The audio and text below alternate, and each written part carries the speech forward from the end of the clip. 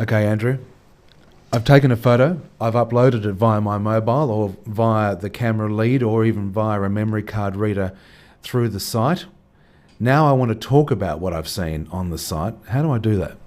Yeah, so as well as photos, what we're encouraging people to do is actually just add information. What do you know about a site? What are observations, comments, those sorts of things? Be personal? Do you want people to be sort of personal about how you feel about it? The personality to come through. That's the whole concept behind Web 2, is that the personality should come through on the site, and we want to see individuals, their ideas and observations coming through. So, and it's a combination of all those things. You've got the scientific information, the actual multimedia, and the textual information, which will be great. Okay, so we're going to go to the Share tab again, and we've already gone through the process for adding a photo in one of the other how-tos. So in this case, we're going to write a comment or observation. You can call it a blog post if you like, but essentially it's you're adding some information about a pond. So we're going to, again... In old terms, it's like writing a diary entry, in this case about something that's happening on your property.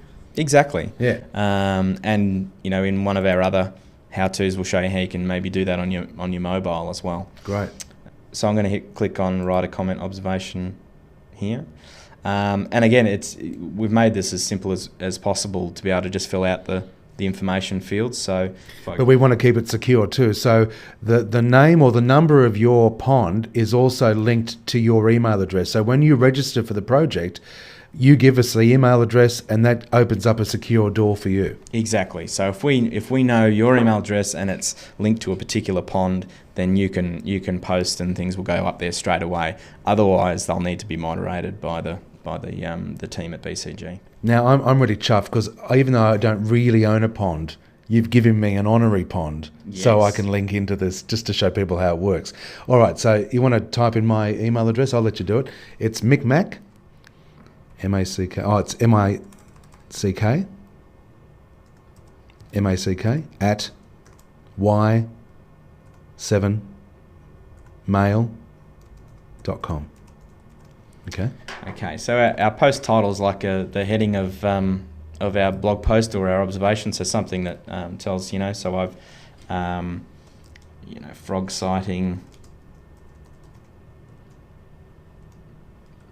at night or something like that. Yes. The text is obviously the important part, so this is where you'd actually write your observation. In this case, I'm just going to copy some text in here as some test content. This has formatting and those sorts of things, so you can do some basic formatting. If you've typed it up previously in Word or Notepad or something, you can paste it in there later on, or if you've got it on your phone or something like that. That's great. If you want to do images and those sorts of things, you need to use the actual upload facility. So similar to the process we use to upload a photo from the site, but this could be so you can do that. We'll browse. We'll select.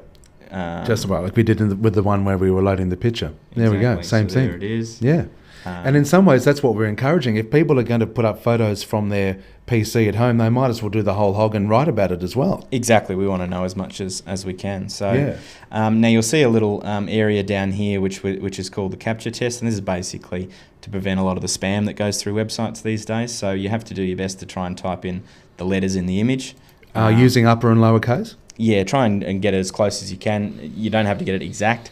And if you're not sure it's a bad image, you can click on the get another one and it'll give you another image. Okay, so we'll go for this one? Yep.